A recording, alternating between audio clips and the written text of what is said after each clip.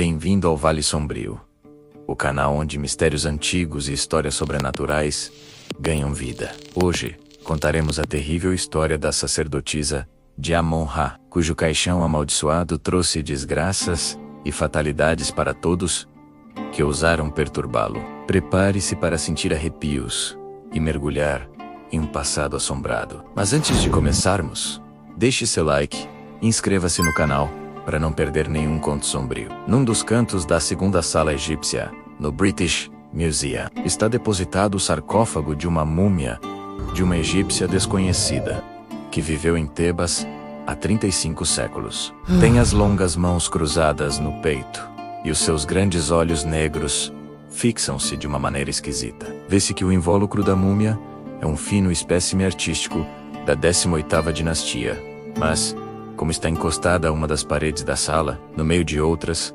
não chama a atenção dos visitantes. Sua história, porém, é terrível. Talvez a mais extraordinária história de espectro que existe. Cerca de 1600 anos antes de Cristo, uma sacerdotisa do templo de Amon-Ra viveu e morreu na poderosa cidade de Tebas.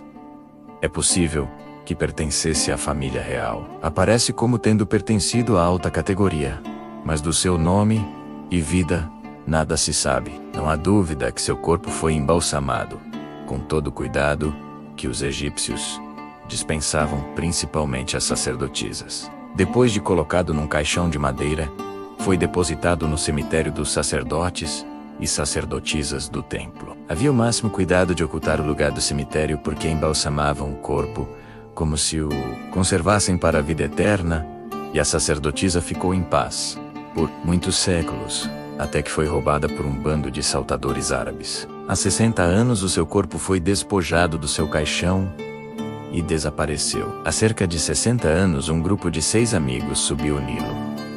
Foi a Luxor, visitou a segunda catarata e explorou Tebas, assim como o templo de Amon-Ra, o primeiro em todo o mundo pela magnificência de suas ruínas. Uma senhora inglesa muito conhecida fazia parte do grupo, e o cônsul Mustafa Agha ofereceu-lhe uma festa. Uma noite, o cônsul enviou aos seus amigos um árabe, que lhes disse ter encontrado um caixão de múmia de um grande valor. No dia seguinte, levou o caixão para o admirarem. Via-se o retrato de uma mulher, de uma grande beleza, mas de uma expressão maligna.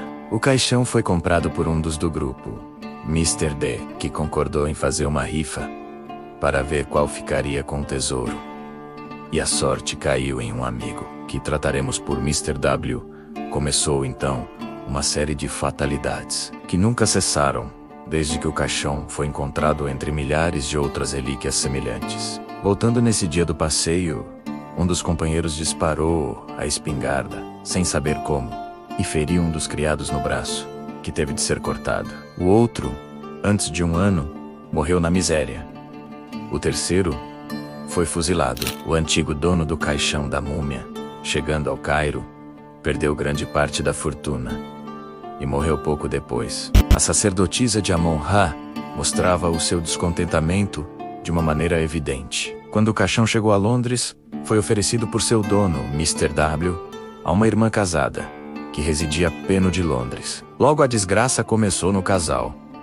Apareceram muitos aborrecimentos e grandes perdas financeiras. Antes disso, porém, a teosofista Madame Blavatsky entrou na sala em que estava colocado o caixão. Ela imediatamente declarou que havia uma maligna influência na sala. Avistando o caixão, aconselhou a dona da casa que mandasse embora aquilo, porque era uma coisa de enorme perigo. A moça riu-se de tal superstição. Tempo depois mandou o caixão para a casa de um grande fotógrafo. Uma semana depois, recebeu um chamado do fotógrafo que, muito impressionado, lhe contou que, quando fotografava a cara com o maior cuidado, garantia que ninguém tocasse no negativo da fotografia, mas esta revelara a cara de uma mulher egípcia com vida, cujos olhos se fixavam nele com uma expressão malévola. Pouco tempo depois, ele morria de repente e de uma maneira misteriosa. Por esse tempo, Mr. D, o primeiro possuidor do caixão,